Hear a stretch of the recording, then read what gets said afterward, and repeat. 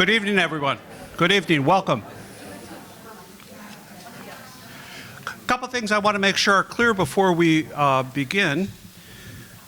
We want to thank the events staff. They were the ones that prepared everything for us tonight, so we're very happy for that. Thank you. And also want to thank the Lifelong Learning Program. Those of you who are with Lifelong Learning, delighted to have you always here. And I want to make sure that they get acknowledged as well, because they're going to keep this thing going afterwards with a very nice reception. So both sides, and we'll take up the space in between. So tonight, when our speaker, Ross Douthat, has finished, I'm going to ask a question. And during that time, there's going to be pieces of paper and pen and pencils distributed for you to write down questions if you would like to do so. Those questions will be collected, given to me over here, and I'm going to go through them, not to censor them, but to give a sense of a broad view of the different questions. I'm going to begin.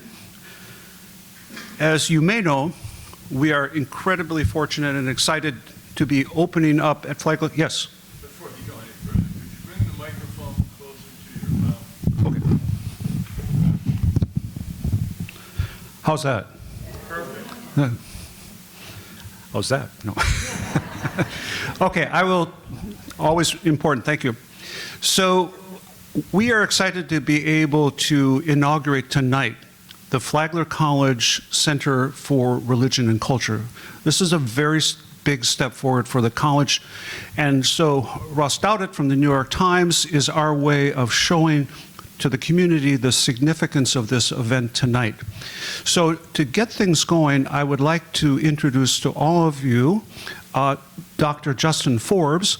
He is the director of the center. So Justin, please come forward.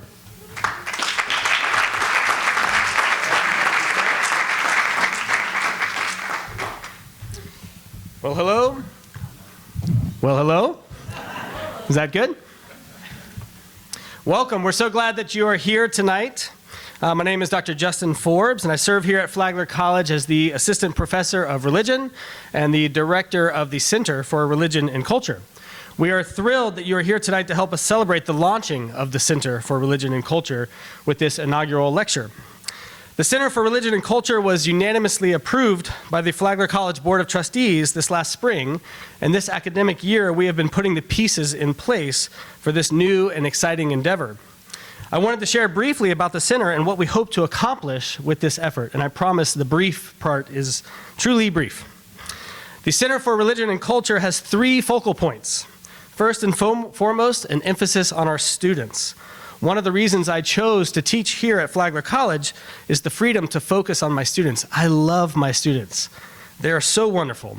The Center for Religion and Culture will focus on creating courses and study abroad opportunities and internships for our student body to explore the intersection of religion and culture. For example, next January, I will be traveling with a few other professors to the Sundance Film Festival to explore a religion and film course that we will help students, explore the human experience through film and use the lens of theological reflection to do so. So that will be very exciting. Our students are amazing, and this is an exciting time to invest in these brilliant young people. The second focus of the Center for Religion and Culture will be the ongoing research and scholarship of our faculty. This would include hosting academic conferences and lectureships just like the one you're attending tonight. Flagler College seeks to be a generative place of inquiry, and I'm thrilled that we get to encourage that pursuit at the intersection of religion and culture. And finally, we have the opportunity to serve communities of practice both here in St. Augustine and abroad. This work will take the shape of some of our grant projects that have been funded by the Lilly Endowment. Over the last 15 months or so, we've received close to $4 million of grant funding to work with communities focused on vulnerable children, for example. This is an incredible opportunity, and part of that is we're working with the National Chaplains Association for Youth at Risk. Think chaplains that are working in group homes with children in foster care. And we get to tie these ideas together to reflect on those situations in communities theologically, and then introduce those ideas to our students here at Flagler. Our hope is that we could find creative ways to support them and learn from their work along the way. Needless to say, the future is bright here at Flagler College, and I'm so grateful that I have the chance to lead some of these efforts. However, I'd be remiss to not acknowledge that this center would not be possible if it were not for the longstanding efforts of Dr. Timothy Johnson, who was just here a second ago introducing me as I introduce him now. I first met Tim in the spring of 1999 when I walked onto this campus with a massive afro and an eyebrow ring. Thank God there were not camera phones and social media. I was one of Dr. Johnson's first students here at Flagler, and it has been an incredible gift to learn from him and to later come back as his colleague. Dr. J, as I called him then, modeled for me and for so many others the kind of thoughtful scholarship integrated with the care of his students that gave me a vision for the kind of life that I would want to have as a professor myself one day. So I could not be more grateful for this mentorship, this collegiality, and this friendship that I've enjoyed with Dr. J. So with that, I would like to invite him up to introduce our speaker this evening and formally launch the Center for Religion and Culture. Thank you.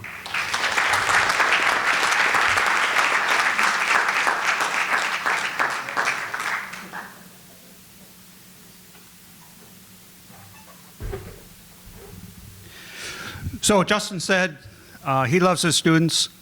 I love my students. Justin is one of them. This man is amazing, the director, and I just need to stop and tell a story, or maybe a story and a half.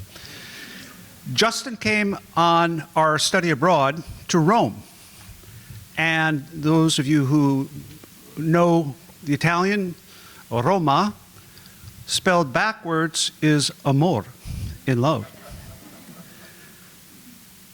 Love descended on that trip, where he was with his yet-to-be-discovered future wife. We would like to claim some responsibility, my wife and I, but we realize it's the agency of the eternal city and not our transitory passage. While we were on that trip, Justin and I were alone on a metro. So I think we were going from, I want to say it was from Piazza di Spagna down to Colosseo. So the metro stop, I got on, Justin got on, and all of a sudden, qualcuno ha rubato mio portafoglio. Someone robbed my wallet. And I said it out loud. And I looked around and no one. The door opened up on the subsequent metro stop, and I looked real quickly, and I saw this young man putting his wallet in his pocket. I lunged, grabbed the wallet, pulled it back, and the door shut. I would like to think that that was the time when Justin learned there are better ways to fundraise.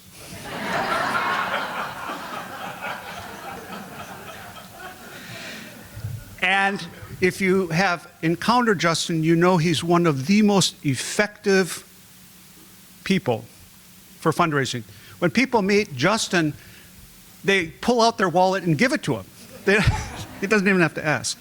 So for me to be able to stand here and recognize the accomplishments of my students, and a little comment to students who are here, I'm going to be working on the grant, one of the grants that Justin got, and so he's going to be my boss. A word to those who have ears to hear. Someday your professors might be working for you, so start planning right now. Okay. So now we come to the main event. And I can't tell you how pleased I am to bring Ross Douthat from the New York Times here to be with us. I have been reading his columns for a very long time. I can't say that I always agree, but I am always engaged. And what happens is after I read, I am further engaged in a dynamic that we call education. Tonight he's going to be speaking on the future of the Catholic Church. And we are very happy that our bishop is here to hear about that future. And thank you, Bishop, for coming. Ross is one of the most provocative and influential voices of his generation. Douthat joined the New York Times as the newspaper's youngest op-ed columnist. He writes on Tuesdays and Sundays for the paper, covering American politics, religion, pop culture, and intellectual life. And he is a film critic for National Review. And here, once again, we intersect with my own love for films.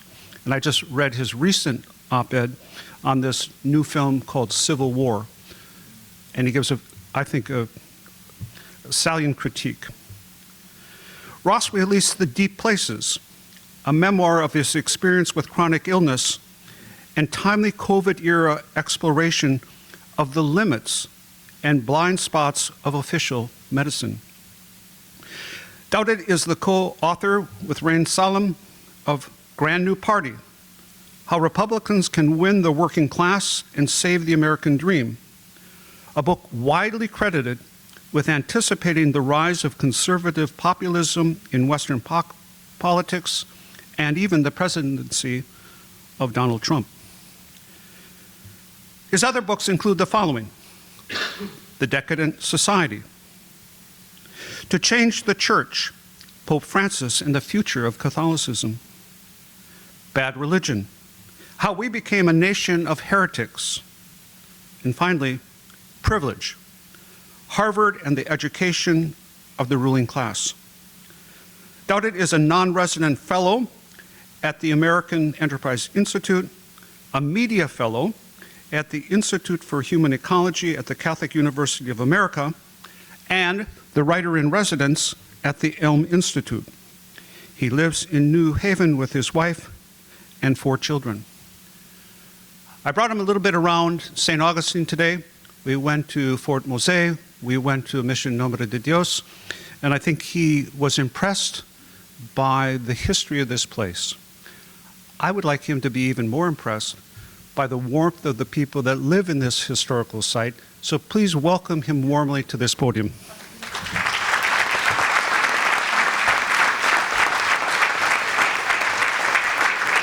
Thank you.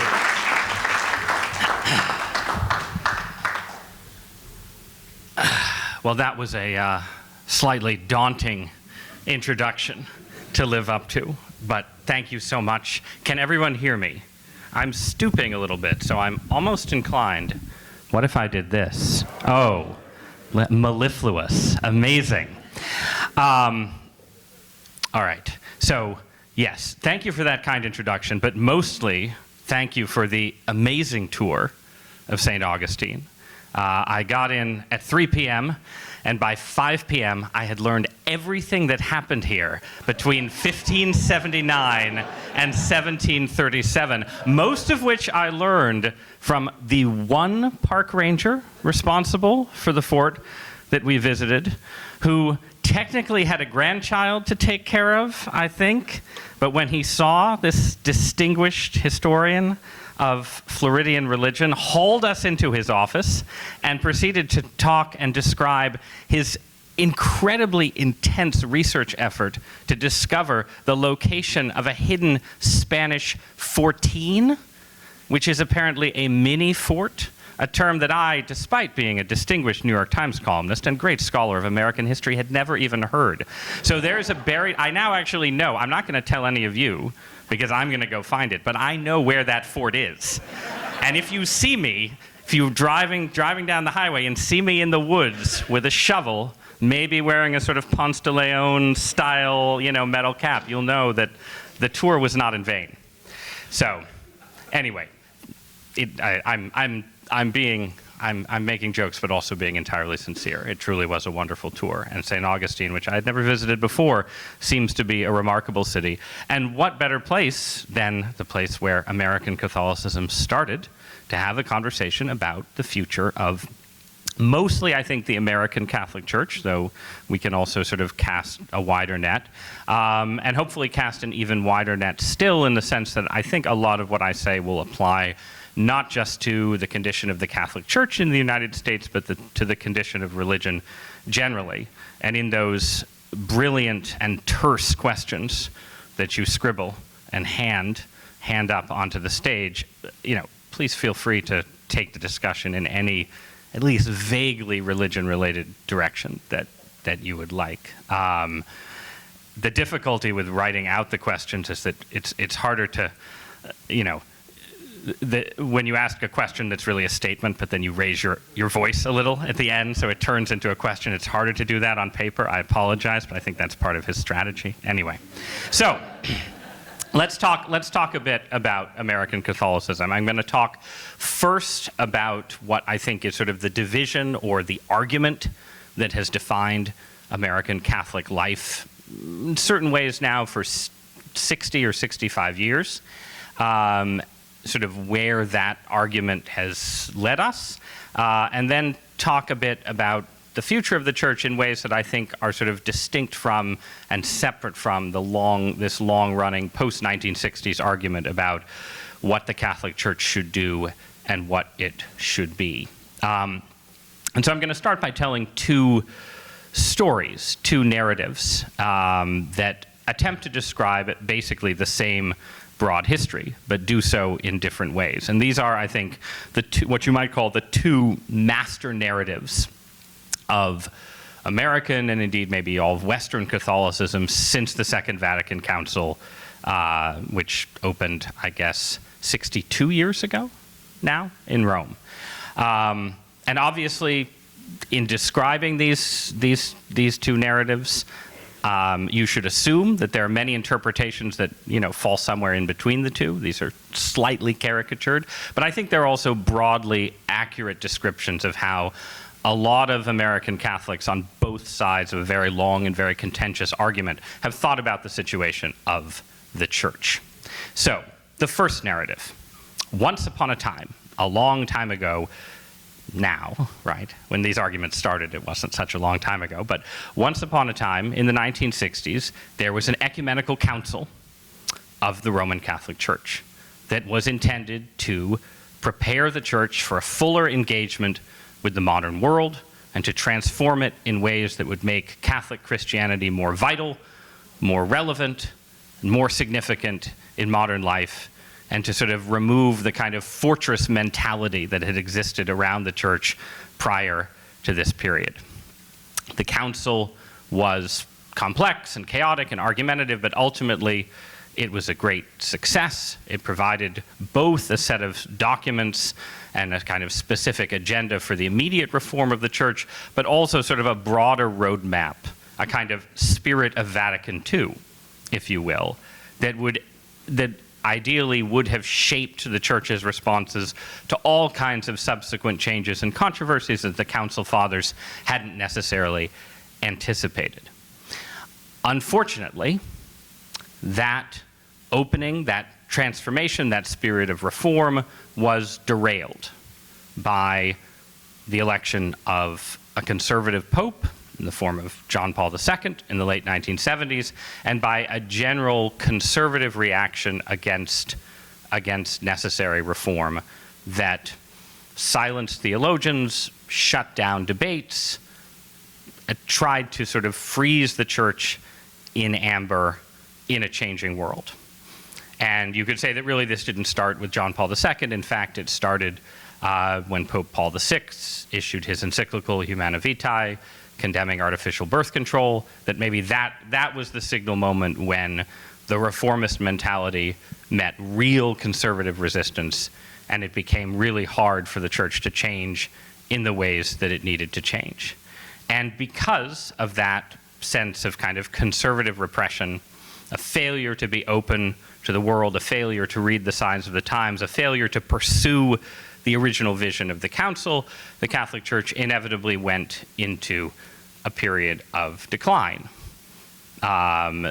People left the church, people became alienated from the church, people were hurt by the church, they felt that the church was sexist, they felt that the church was homophobic, they felt that the church was out of touch with the lived realities of their everyday lives.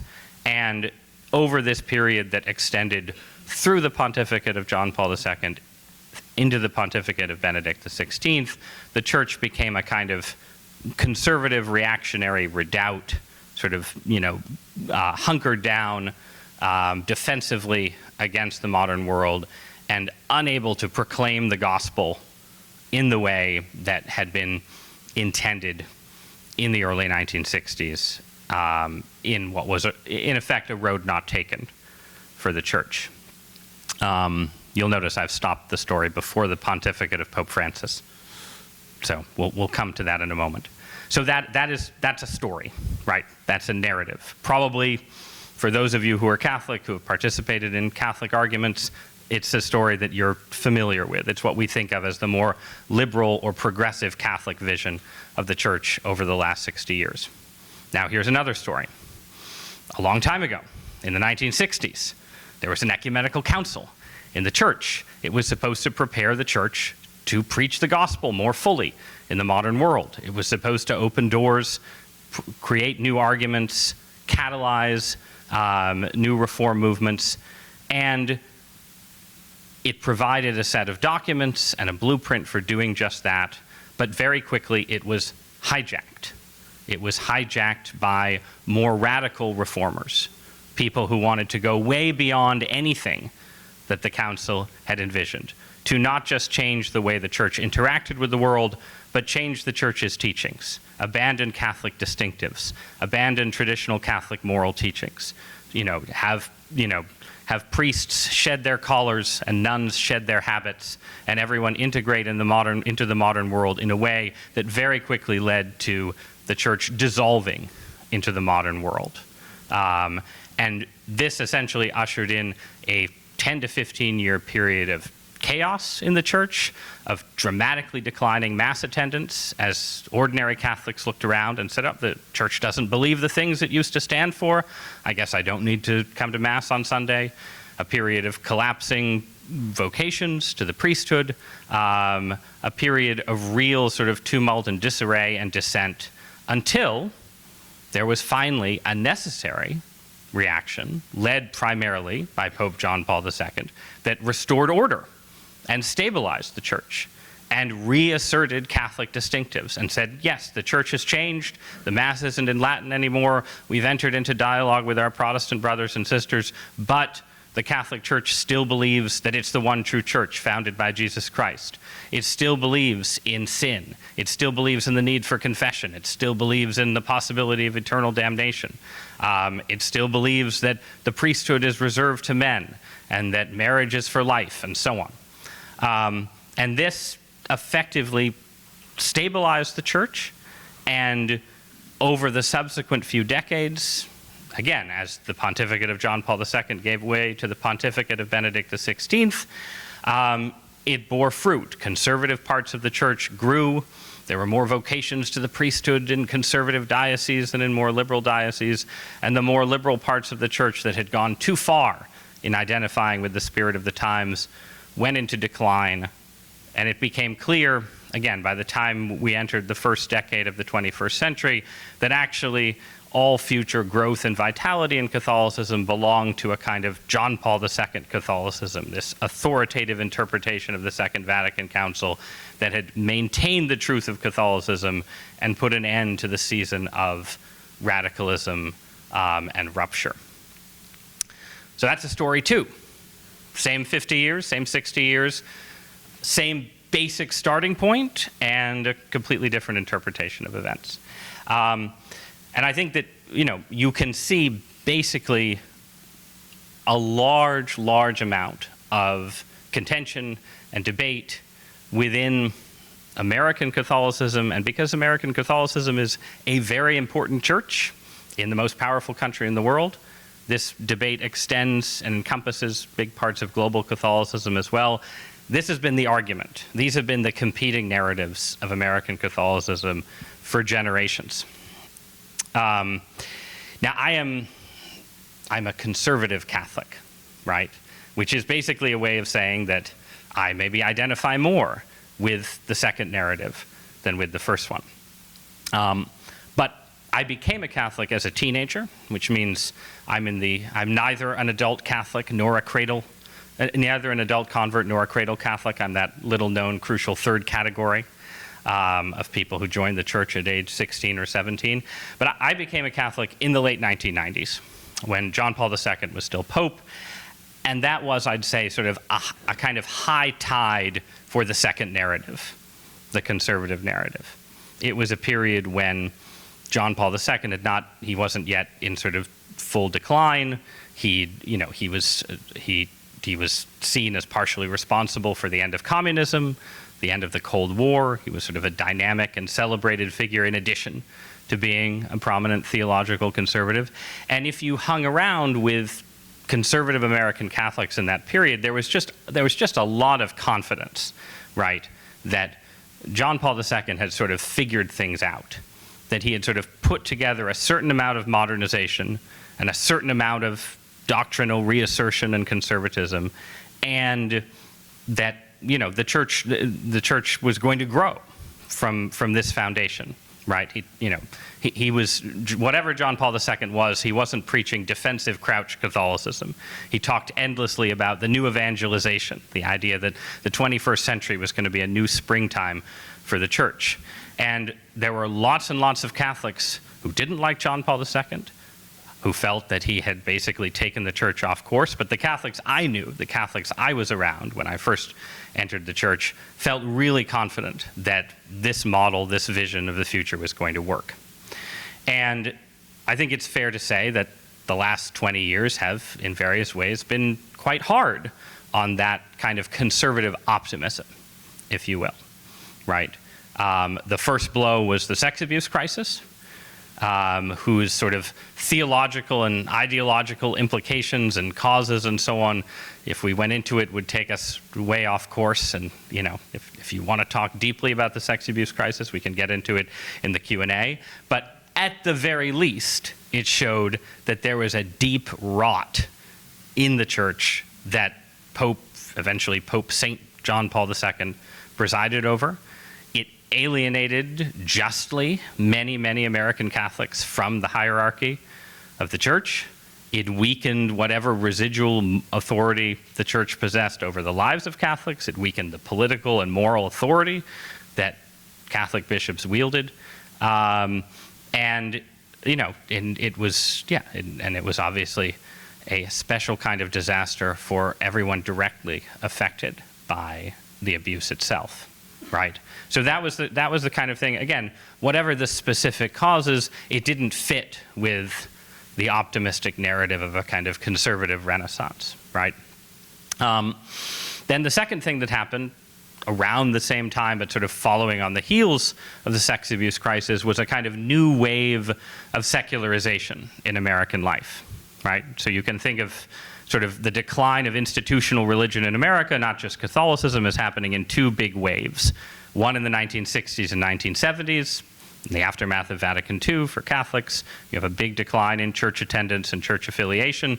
Then you have stabilization, and then somewhere in the presidency of George W. Bush, maybe, people start disaffiliating from religion again, and you get the rise of the category we call the nuns, which sadly for Catholics does not mean N-U-N-S, but N-O-N-E-S, Americans with no religious affiliation at all.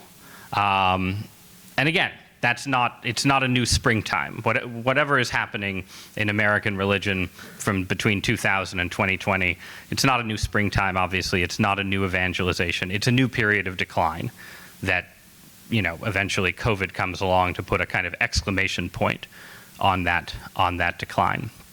So you have that trend. And then finally, you have the election of Pope Francis, which essentially takes a form of, let's say, liberal-leaning, progressive-leaning Catholicism that had felt deeply alienated and marginalized during the John Paul II and Benedict pontificates, and hands it the keys of St. Peter, right?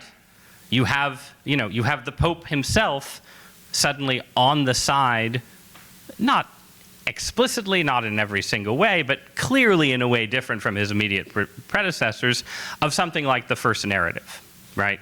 Where the touchstone of all of Catholic life is supposed to be the Second Vatican Council and its reforms, and, probably we've gone off course and should return to that period and sort of start again. I think it's very hard not to read the Francis pontificate through that lens. And out of that comes a sense among conservative Catholics that the kind of liberal Catholicism that they thought had basically lost right? Had been sort of, interpreted out of existence by John Paul and Benedict, was actually suddenly alive and well and influential throughout the church. And all the old arguments that, again, had supposedly been settled, if you believe the conservative narrative, had been brought back to life, and suddenly we were once again debating divorce and remarriage, a married priesthood, along with newer issues like blessings for same-sex couples, issues related to transgenderism, and so on, right? I haven't even mentioned sort of the debates about the traditional Latin Mass, right, which Pope Benedict famously liberalized its use and practice, restored it in certain ways, not to the center of church life, but to, a position of, some kind of actual legitimacy in the church, and that Pope Francis has, in certain ways, cracked down on in his turn, right? So this is, again, from the point of view of the conservative story, there's a pretty big reversal in church life in the last 10 years. And I think out of all of those realities, whatever conservative Catholics believe today, it can't be as simple as we had a period of chaos after the 1960s, John Paul II fixed it, and now we can just sort of move forward. In fact, there has to be, I think, more complexity in that story, more of a sense of sort of contingency and difficulty and challenge, and the limits, the very real limits of the kind of conservative Catholic synthesis that the two conservative popes prior to Francis tried to put together. So that's sort of a story from inside the conservative perspective, which again is more of the perspective that I share.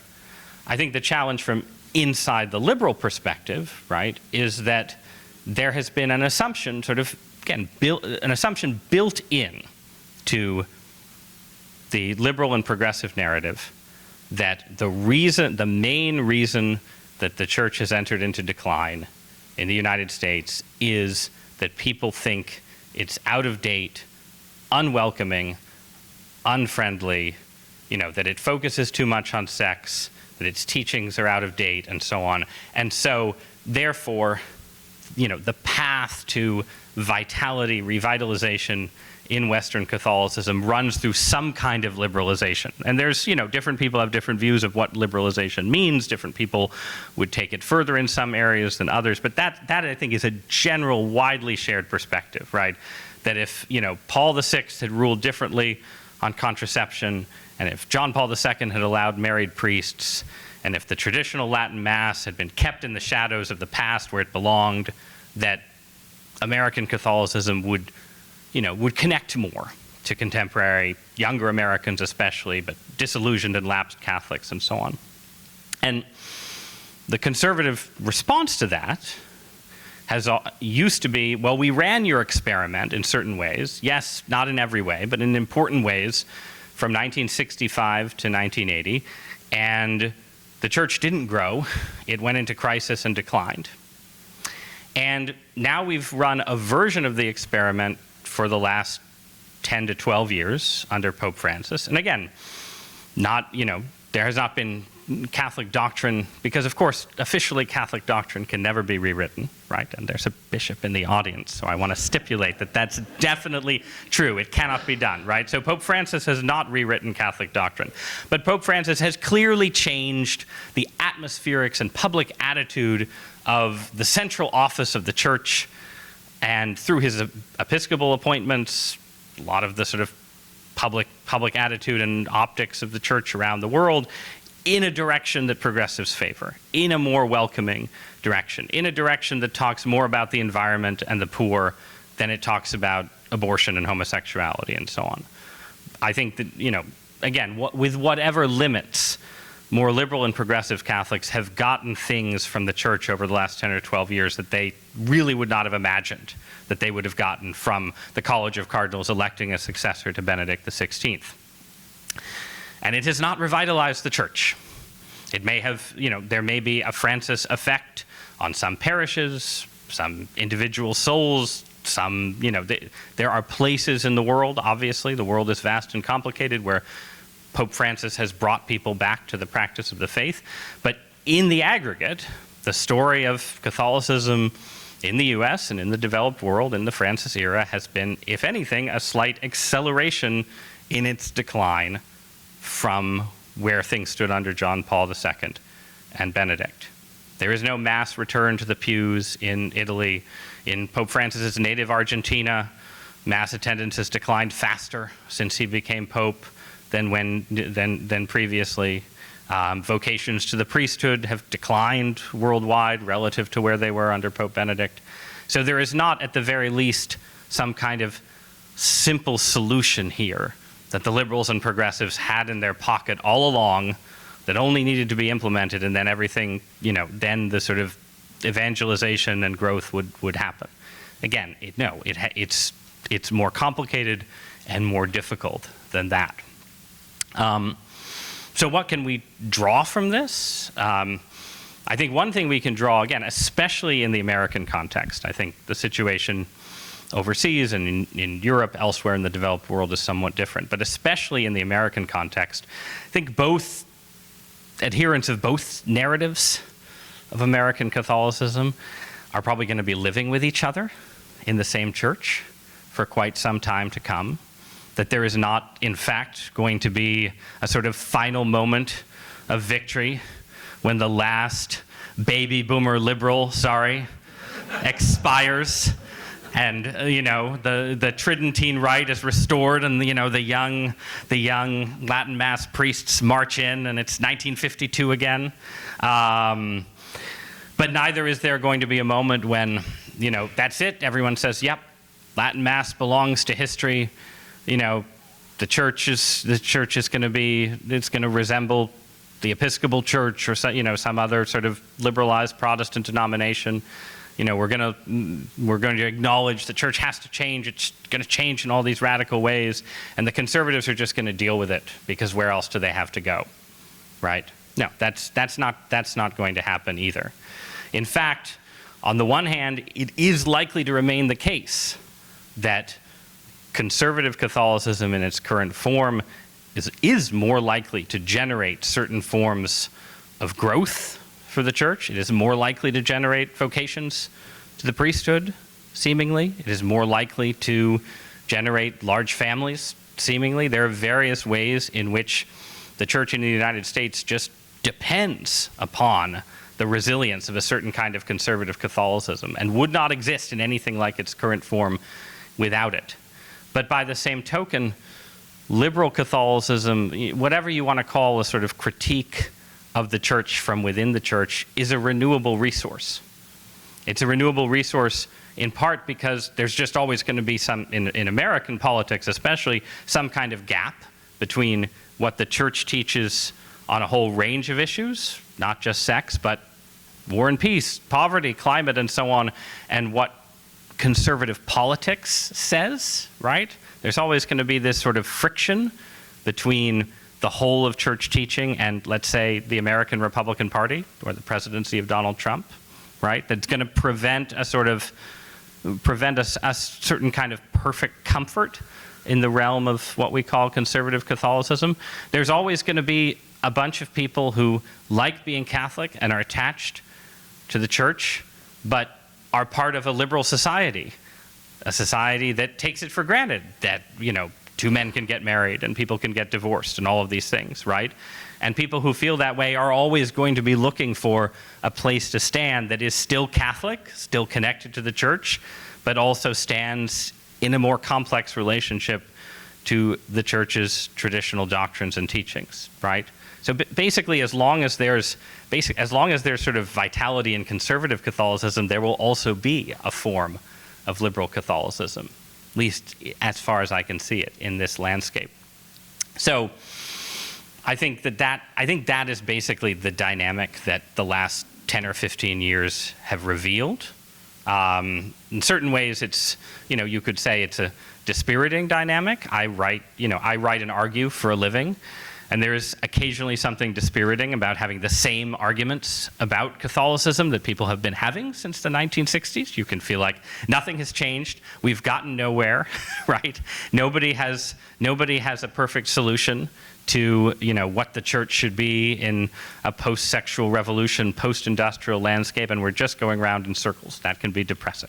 At the same time, it's also an opportunity for brotherhood, sisterhood, Christian charity, forgiveness, right? Kindness, modeling constructive disagreement within a shared family, a shared Christian community, bearing with one another for the time being, recognizing that, the resolutions to some of these arguments are contained somewhere in the mind of God and will become apparent to us, after we die. So that's not the death part, but that's the more, I think, optimistic and hopeful way of looking at a situation where you have persistent disagreements that you just have to go forward together with. But then also, I think, out of sort of recognizing that the persistence of that disagreement should come a recognition that there's just lots of things happening in American religious life that aren't really about the arguments that Catholics have been having all the time for the last 50 or 60 years, right? Like, if you want to tell stories about the future of the church, not the stories that I've just told, there's a lot of issues and forces and developments that you should look at that don't relate to humana vitae and contraception, don't necessarily relate to, whether women can be admitted to holy orders, don't necessarily relate to the liturgical reforms of the late 1960s. And, our challenges for everyone, not just everyone who's a Catholic, a practicing Catholic, a newspaper columnist, a lay person, a bishop. Notice how I acted like being a newspaper columnist was not being a lay person, like it was some special clerical office. I'm just stealing ecclesiastical bases right and left. But so let's talk then for a moment about those kind of developments, right? What is happening in and around American Catholicism and all of American religion that is transforming the landscape for the future, that isn't just about the culture war per se. Not that it's not connected to it, right?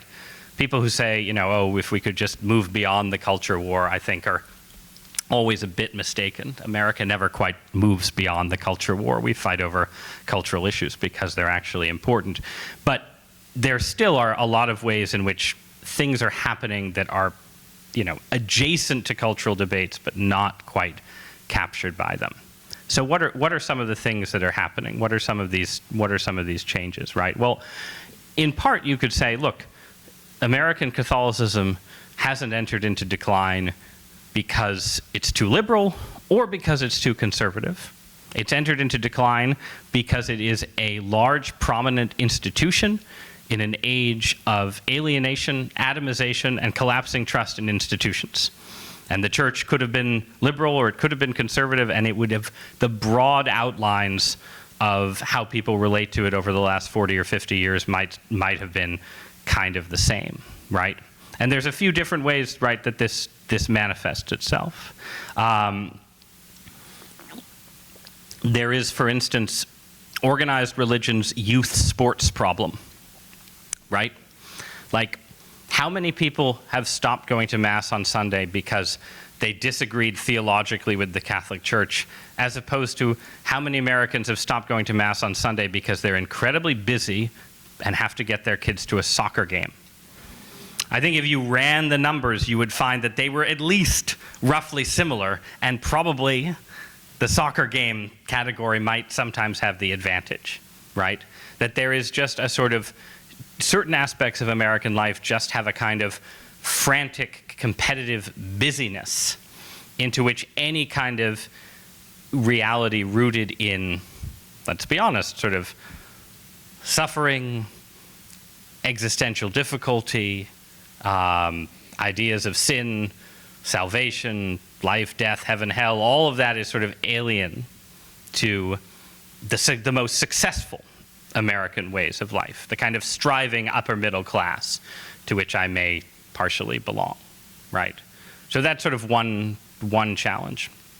Another challenge, and I think maybe a more important one, is a kind of disconnection. It's sort of the opposite. It's not that people are so busy and so intense about their, their non-church obligations. It's that people, a big swath of American society in the last few decades is just disconnected generally, right?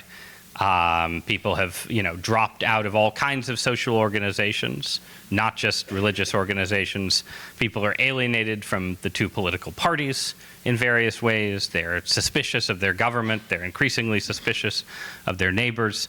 They live in communities that are, shadowed by opioid abuse or deindustrialization, particularly in the Northeast and Midwest.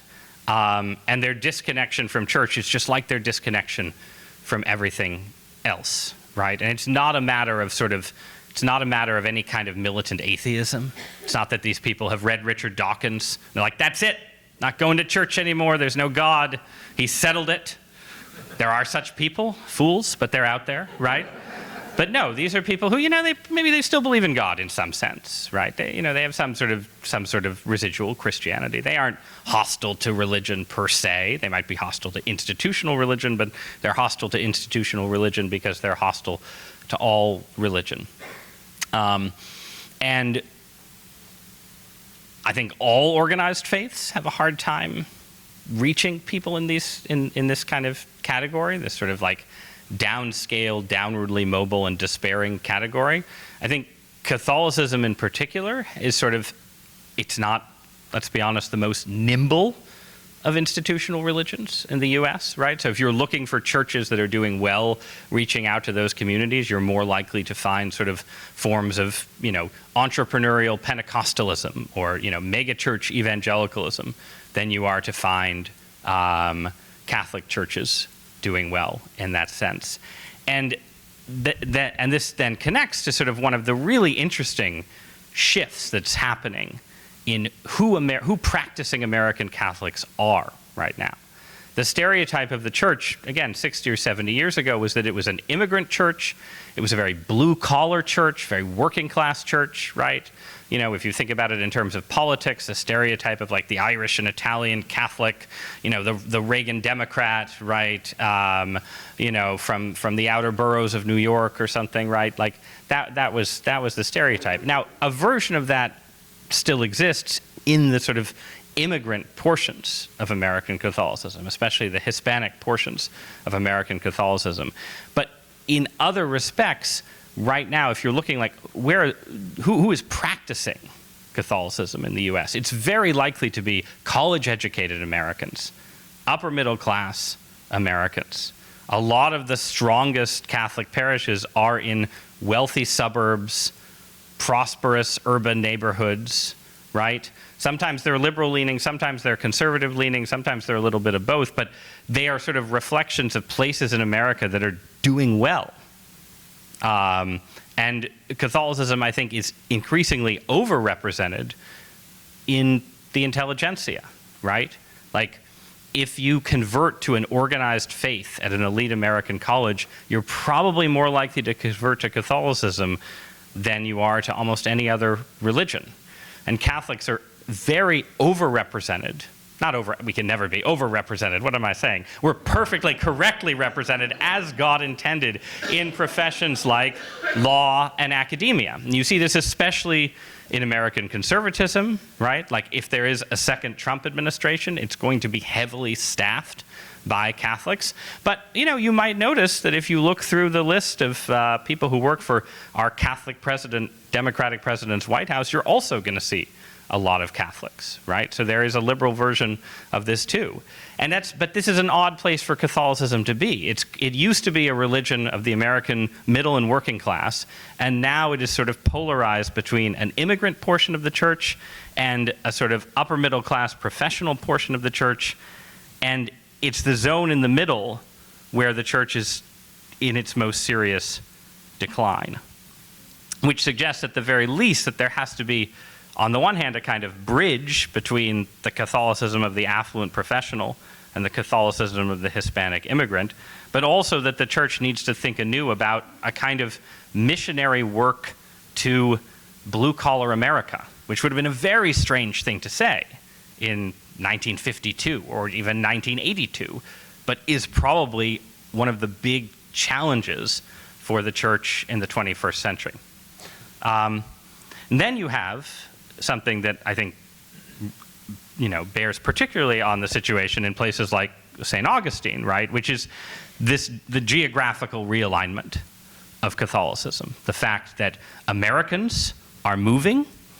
They're moving every time. I'm from Connecticut. Every time I come to the Florida or the Carolinas, it's not just that everyone tells me that people are moving there. I'm always meeting people who are like, oh yeah, I used to live in Connecticut, but cold winters, high taxes, now I live here, right?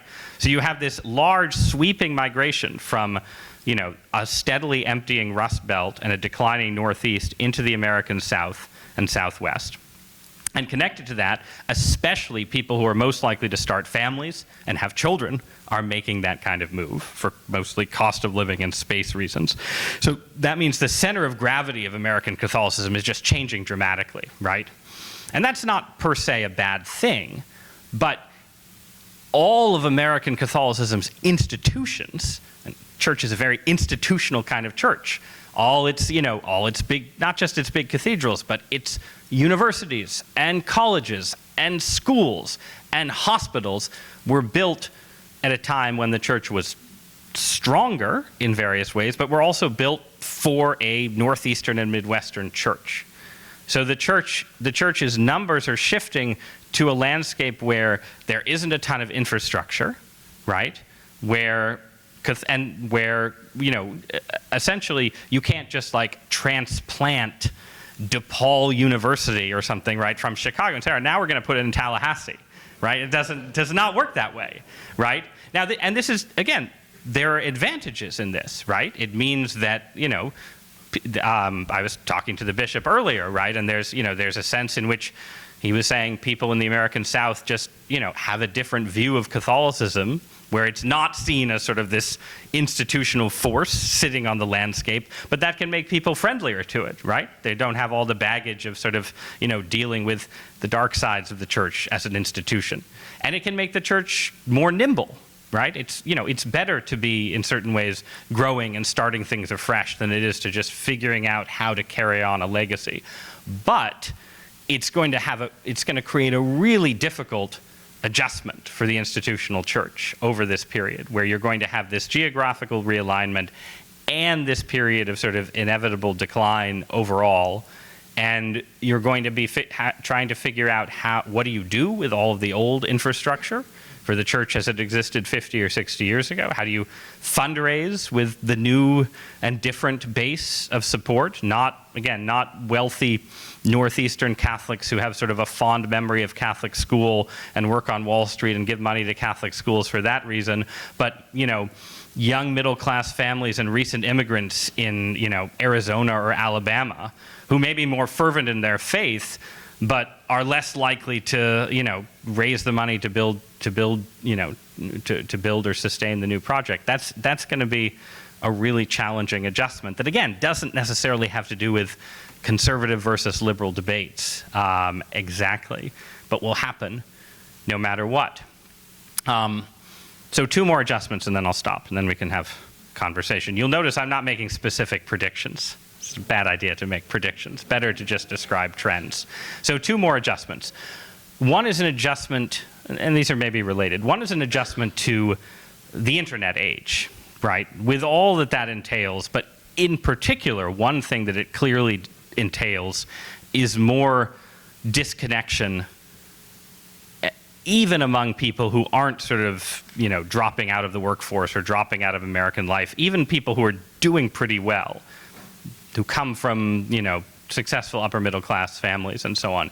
So far, in the age of this lovely device that for no particular reason has as its icon an apple with a bite taken out of it, in no way are there any theological implications of that. In the age of this, it's wonderful. Look, I use it, Eve gave it to me. What do you want me to say? She'd already taken a bite. The bite was already taken. Anyway, in the age of this device, young people are more depressed, more anxious, more suicidal, and more disconnected from one another. the sort of the normal life cycle that just in a sociological sense tends to connect people to organized religion, where maybe you drift away from the faith in your teens or 20s, but then you get married and have kids and come back to church. All of American religion has sort of depended on that life cycle, not just Catholicism. That life cycle is more fragmented and splintered and delayed. Fewer people younger than me are getting married. Fewer people are dating. Fewer people are starting families. Fewer people are having sex in the context that the church would approve of and in context that it wouldn't. In both. So there is that is part of, I think, a general ongoing adaptation to a disruptive new technology that is going to affect family life, school life, all aspects of American life that we're just starting to wrestle with. And I think that the church has not wrestled with it particularly well and needs to. And I don't know what form exactly that wrestling can take, but it is notable that the one place that Americans are most likely to turn off their phones is still church or mass on Sunday morning, right? There is some way in which what Catholicism, what any form of traditional religion offers, should be a kind of space apart from technology. And there should be ways in which, whether you're running a Catholic school or running a Catholic youth group or running a Bible study or doing anything, you should be thinking about, what is my religious community doing to help people manage their relationship to technology, right? These are really important questions that I think there are specific Catholic and religious answers to that might be very helpful to the Catholic Church and other churches in figuring out what they're doing in society and in figuring out what society as a whole should be doing in response to these technologies. So that's a force. And then the final force, again, is sort of connected to the internet, right? But for Americans younger than myself, right, we've had sort of these two waves of secularization. And between them, they've carried us into a world where really for the first time you have a big cohort of Americans who are 20 years old, 30 years old, 35 years old, who just have no experience of Catholicism, Christianity, organized religion in any form, right? And so much of the debate that I started by sketching, this debate between the progressives and the conservatives over what the Catholic Church should do, sort of takes as a given that the core challenge for any institution, but the Catholic Church especially, is there's a huge population of lapsed Catholics or barely participating Catholics who were raised Catholic, and we have to figure out how to get them back to church, back to Mass. And maybe we do it by being more accommodating and liberalizing. Maybe we do it by reasserting the essential truths of the faith. But either way, we're reaching out to a population that has some kind of exposure to our religion and trying to get them back. That analysis really makes sense for America in 1987. Sort of makes sense for America in 2007. Still makes sense a little bit now. By 2040, the landscape of people who are not Catholic, who are not Christian, the landscape of people who are not going to church is just going to include tons and tons of people for whom Christianity is like a sentence in their history books or on their iPhone, wherever they're encountering historical narratives, right? People who don't know the David and Goliath story, they don't recognize references to the Beatitudes. It's all sort of a foreign landscape to them. And there are two things to say about that landscape, and this is where I'll end. One is that, there is obviously a certain kind of opportunity here, that in certain ways it is easier sometimes to do outreach to preach to people who don't think they've already heard your message, right? A big swath of America between 1960 and 2010 felt like they'd heard enough of Christianity, they'd heard enough of Catholicism to know it wasn't for them. An audience that hasn't heard anything is maybe easier to reach, maybe easier to get that audience to hear good news for the first time, as good news, not as just sort of a leftover echo of some kind of unsuccessful childhood experience, right? So that's one point to make about that landscape. But the other point to make about that landscape is there's going to be a lot of different forces that are rushing in to fill that void, right? It's not actually going to be a future of, the old debates we had 20 years ago where you'd put Richard Dawkins on the stage with, some beleaguered Catholic or Protestant, and they'd argue back and forth. No, it's not going to be atheism versus Catholicism or atheism versus Christianity. It's going to be Catholic Christianity, some atheists, and then a lot of people doing other things. A lot of people for whom religion means astrology or hallucinogenic drugs or, witchcraft and paganism or UFOs or stranger things that I haven't even imagined yet, or AI, people who are spiritualizing their technological experiences, right? The religious landscape is just going to get a lot weirder, and indeed already is a lot weirder than it was in the landscape where we had this long-running liberal-conservative debate. And in that landscape, I do think, I'll end here, Catholicism does have one advantage, which is that we were weird first, right? And in the end, I mean, I was just in Rome, and you're never going to out-weird Roman Catholicism when it really comes down to it. We've got the relics, we've got the exorcists, and I think that has not always been felt as a good thing by Catholics who just wanted to become, for understandable reasons, normal Americans. But the future is not going to be normal. And the Catholic future is going to be weird in its own way as well. So, thank you.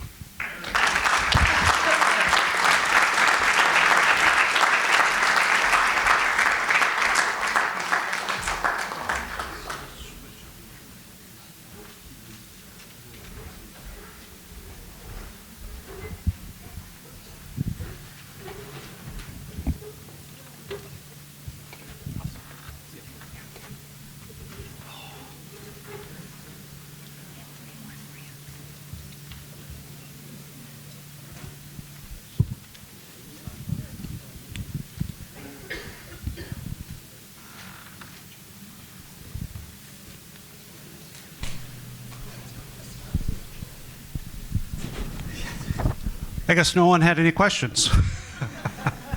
I actually had a question for our speaker, but since I already have these in my hand, I would like to just jump to your questions. And the first one, I think this will resonate in particular. How do you prepare your children, the next generation, for this uncertain future? That is a good question to which I do not have a brilliant answer.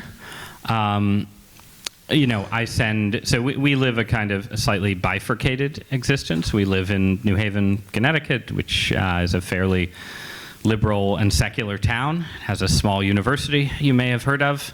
Most people who teach at that university, aren't saying prayers in front of saints' relics. And that means we have sort of two different communities that our kids are sort of part of both. One that's sort of more liberal and secular, and this includes the schools they go to, but then the Catholic parish we go to is it's not a Latin Mass parish, but it's certainly on the conservative side. It has a bunch of homeschooling families, right? So we have 4 kids. We are somewhat unexpectedly having a 5th, which, here, yes. Thank you. I'll accept all of your applause on behalf of my wife, who I've left home 8 months pregnant with the other 4 children. But in all seriousness, it was actually quite a lovely thing to discover the particulars of the shrine to the Virgin Mary here and its relevance to that situation. But anyway, we have a bunch of kids, but we when we're with our secular friends, we have a really large family and we're super weird. And then when we're with our Catholic homeschooling friends, they're like 4, that's a good start. Work harder. I think with 5, we're officially tipping over to the weird fanatic side as opposed to the normal side. But either way, yeah, I feel like I'm a contrarian, right? And I'm a conservative columnist for the New York Times, right? And my assumption has always been that I need to give my children a dose of a lot of different things, that if I tried to sort of create a perfectly sheltered environment where they only encountered my opinions, or they only encountered sort of whatever conservative Catholic opinions or something, that they would probably rebel against that and read Richard Dawkins and betray me, right? This is not the only reason we've made the choices we've made, but that is sort of my thinking, that I'm trying to give my children, I'm raising them hopefully as sincere and serious Catholics and exposing them to a serious form of Catholic faith, but also, making them aware of the actual landscape that they are likely to live in and go to college in and date in and work in and so on, and not, sort of assume the challenge, sort of not just sit around and sort of like, if they say something that I agree with about, God or morality or anything else, I'm likely to say, well, I obviously agree with you, but, recognize that these people who we know would have this other opinion, right? I do a lot of that. Is this a good strategy? Ask me again in 20 years, right? When they've all joined the the league. No, I don't know. But I do think it's hard.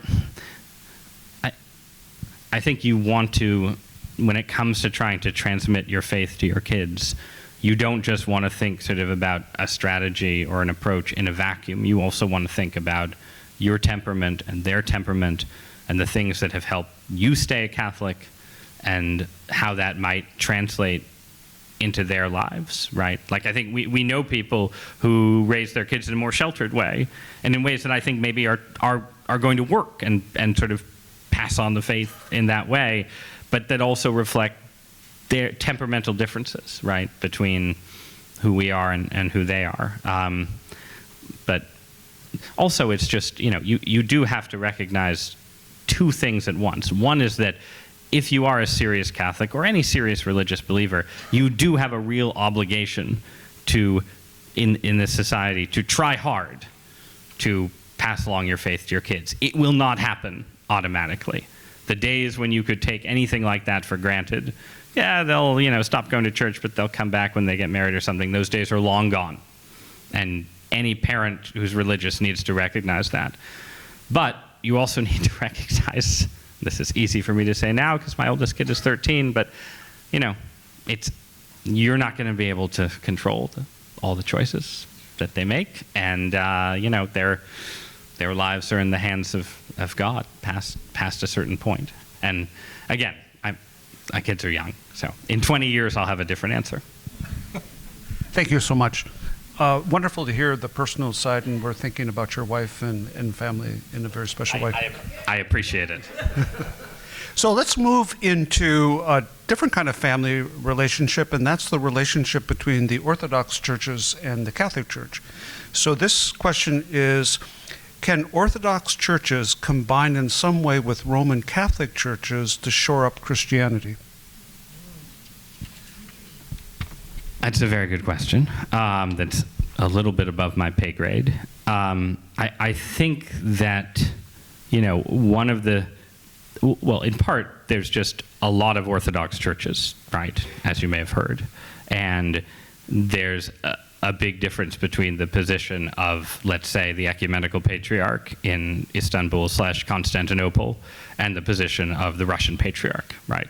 So you're not going to have reunion between Rome and Russian Orthodoxy anytime soon. You are going to have, continued dialogue and joint declarations between Rome and Istanbul, but, Istanbul doesn't speak for every other Orthodox church in the way that Rome, at least notionally, speaks for other Catholic churches. So for those, I don't, that alone means that there's no sort of like one neat trick or joint declaration that can lead to reunion.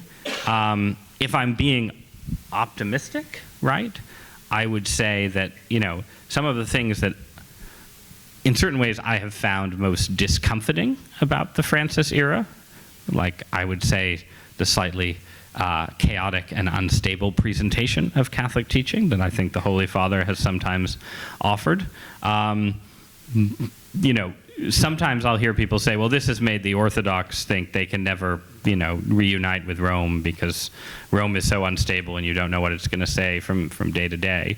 But the flip side of that is, for reunion to happen, you need perhaps a slightly lower and more modest view of what the papal charism really is, right? That, maybe some of the thundering declarations of the First Vatican Council need to be, shall we say, qualified by experience to some degree.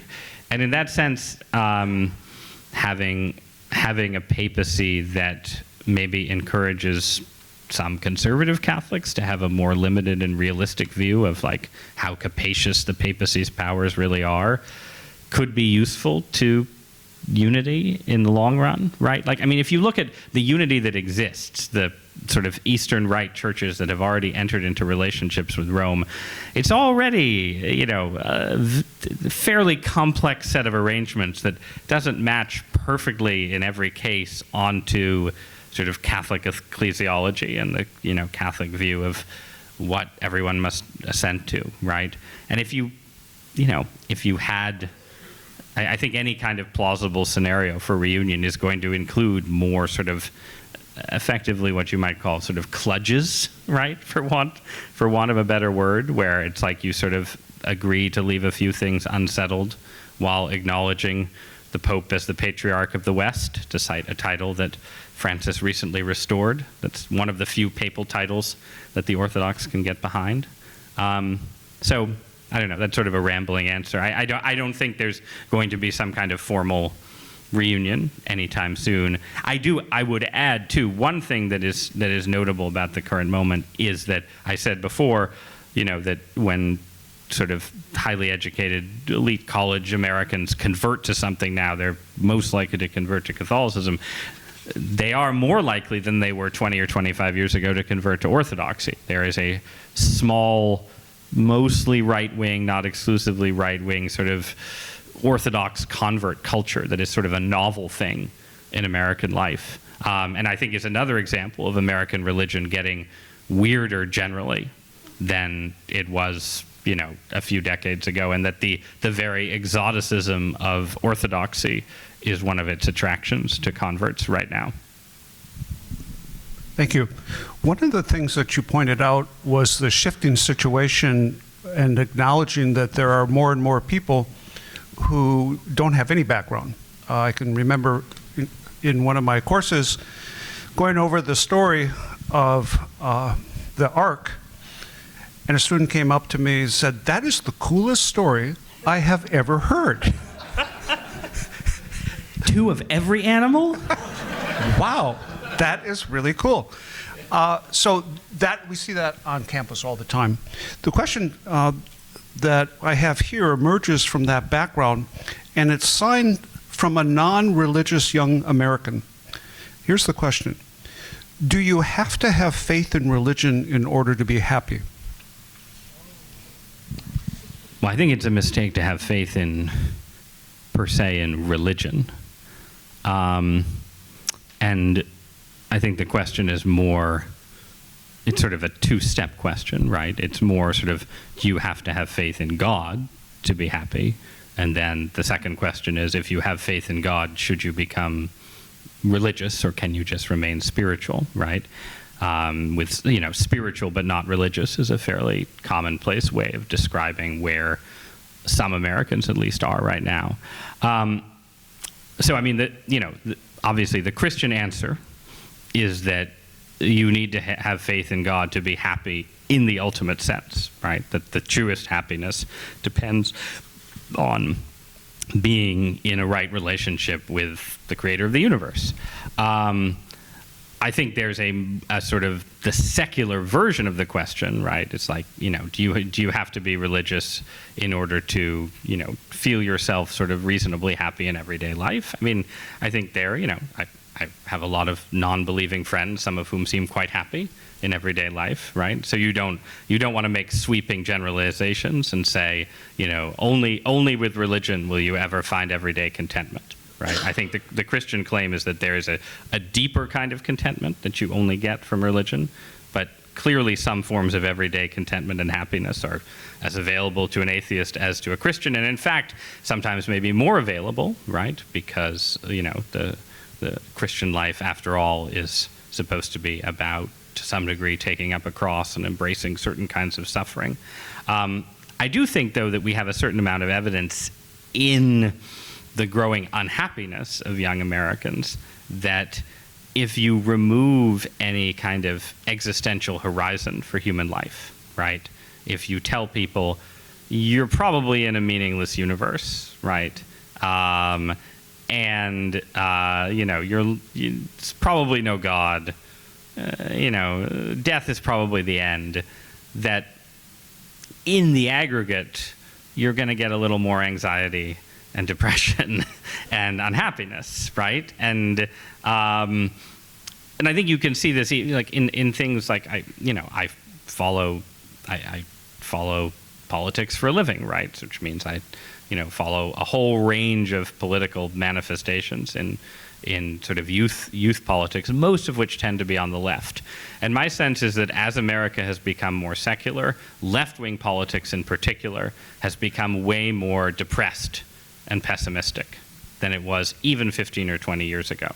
The gap between how people on the left talk today about the condition of the world versus how they talked about it in the age of Barack Obama's first campaign for president is pretty large. And you could say, well, they're just being rational, right? Like the world has gotten worse, right? And the world has gotten worse in some ways. It's gotten better in some other ways. But I do think there's something deeper there, right? Like the anxiety, like around like the idea that like you shouldn't have kids because of climate change, right? That sort of, who knows how many people actually believe it, but this is a popular thing to say in a way that wasn't the case when I was a college student, even though people believed in climate change then too. I think that reflects a real kind of existential despair, right? This sense that like the world's going to get worse and I'm not going to bring another life into it and we're just going to sort of end things here, right? And that is something that religious belief is an answer for. But, this is the last point I'll make, in order for it to be really an answer, it can't just be instrumental. You can't say, I'm unhappy, I wish human life had a purpose, I don't think it does, but, I'm going to, I'm going to be religious because I want to be happier. I mean, you can start there, but in the end, it matters whether God really exists or not, right? And the good news is that God exists. Right? Thank you. There we go. Not. You guys don't all have to agree, but I think it's personally. I'm writing. This is my next book. I think it's pretty clear that God exists. I think it's pretty obvious. Honestly, how's that? I've solved millennia of spiritual wrestling right here. At the very least, I think it is much more likely that God exists than a lot of people caught up in sort of toxic patterns of cultural despair right now want to think. And so I don't want to say, oh, believe in God for instrumental reasons to be happier. I want to say, look, God probably exists. Good news. Be happy about it. So in the name of all who teach religion, we want to thank you for solving that. We'll make right here, St. Augustine, Florida, year of our Lord 2024. We solved it. It's where it all starts.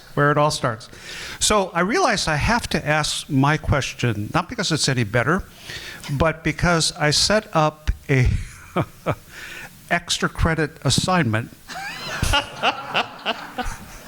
And the assignment is the students were supposed to write what they think I asked and what was the response of the speaker.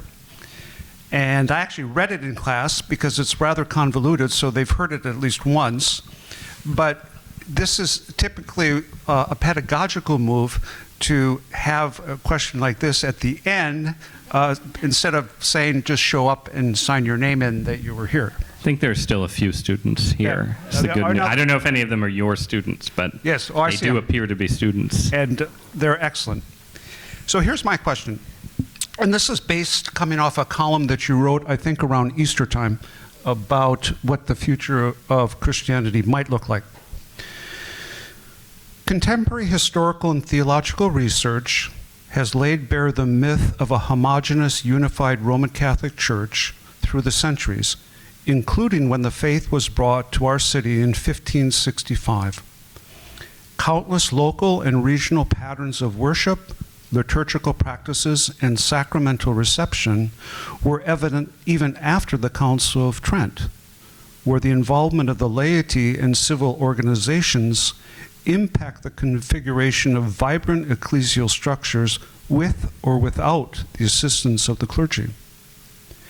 If this is the case, would the emergence of an American religious landscape where neo-traditionalist Roman Catholics are liturgically and doctrinally conservative, and liberal Roman Catholics are animated by lay leadership and the endeavor to read the sign of the times in the spirit of Vatican Council, can the existence of both of these groups be a desirable future for all the faithful who are committed to an enduring and richly variegated, diverse Roman Catholic tradition that spans the centuries?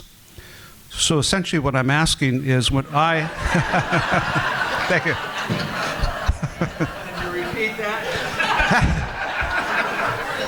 I knew this was happening.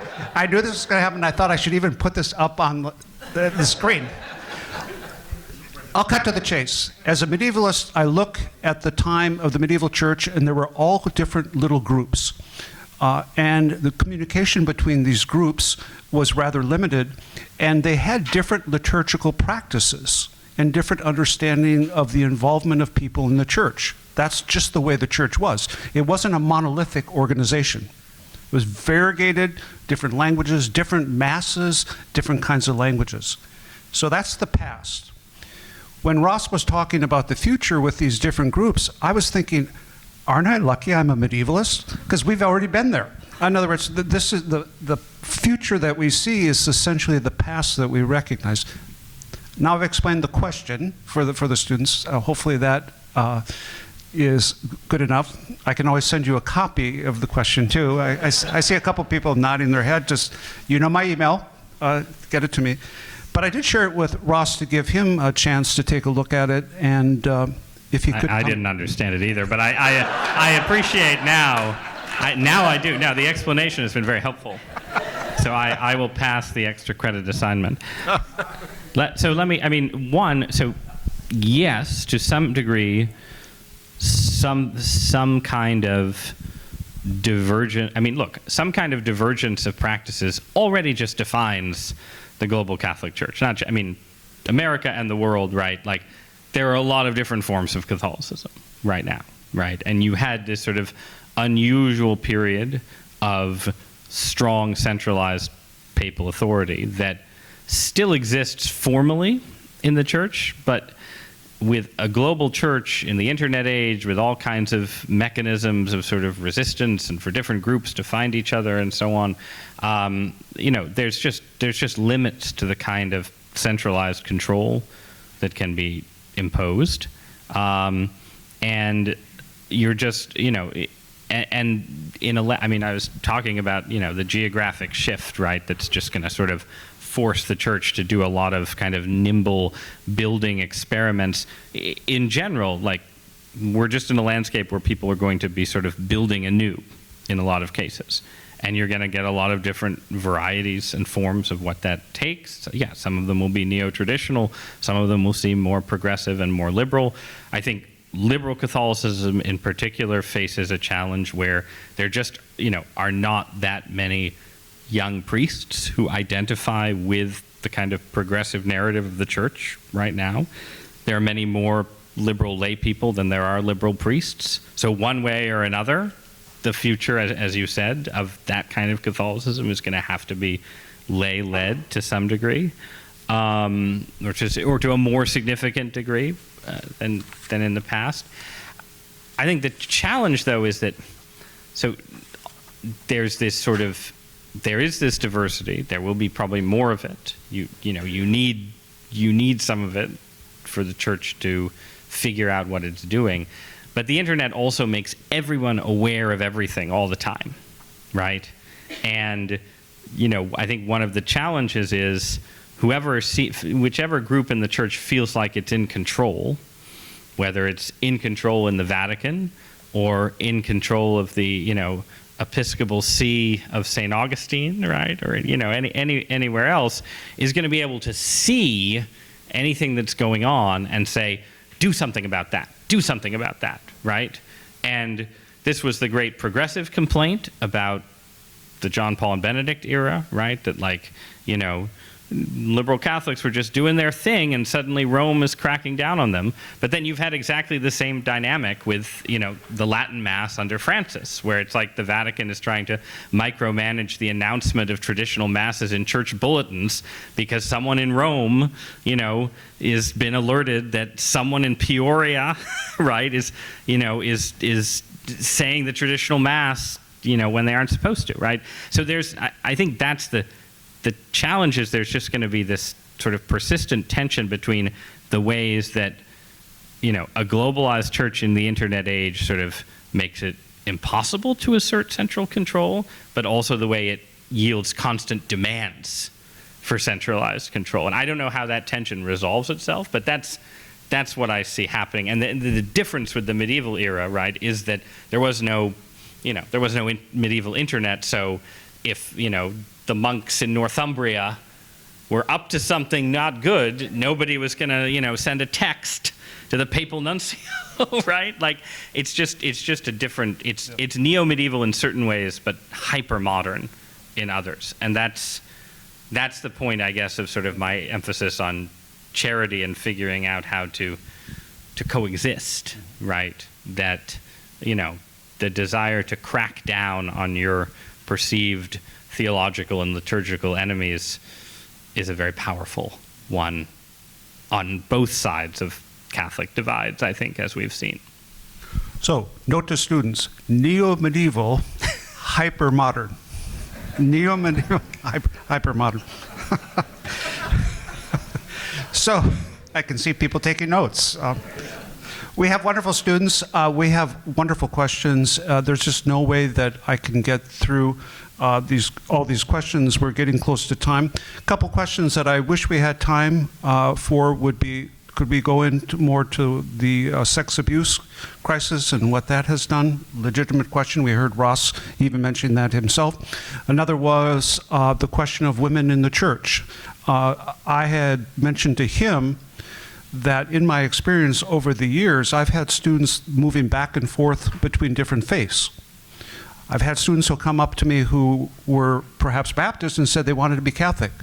And my first response is, have you been listening to my lectures? In other words, we go through the history very closely. But I've also noticed any number of women who had incredible leadership potentials could not find a place in the Catholic Church and then ended up in, for example, in the Episcopal Church, the Lutheran Church.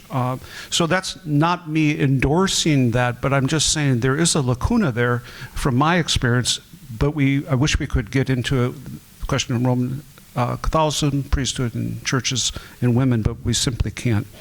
What I can do is say that we are at the end.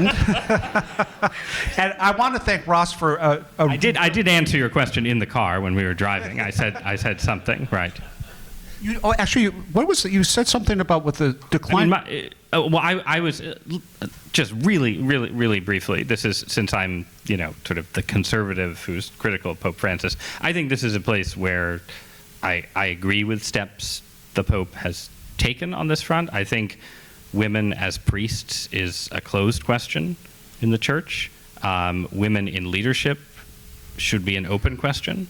There's no reason that I can see that, a nun should not be able to run, I guess we call them dicasteries now, right? But like that, I think if the church teaches that the priesthood is reserved to men, then it needs to think more deeply about what female leadership means in the church in the 21st century, especially to use your medieval example, because historically, like if you compare Catholicism to most other religions, up till about 1950, you would say Catholicism has always offered way more opportunities for female leadership than almost any other major faith. And it's only sort of post-1970s that, you know, that has changed. So anyway, yeah, I think there's places where I think there are places where female leadership in the church should be a more expansive conversation,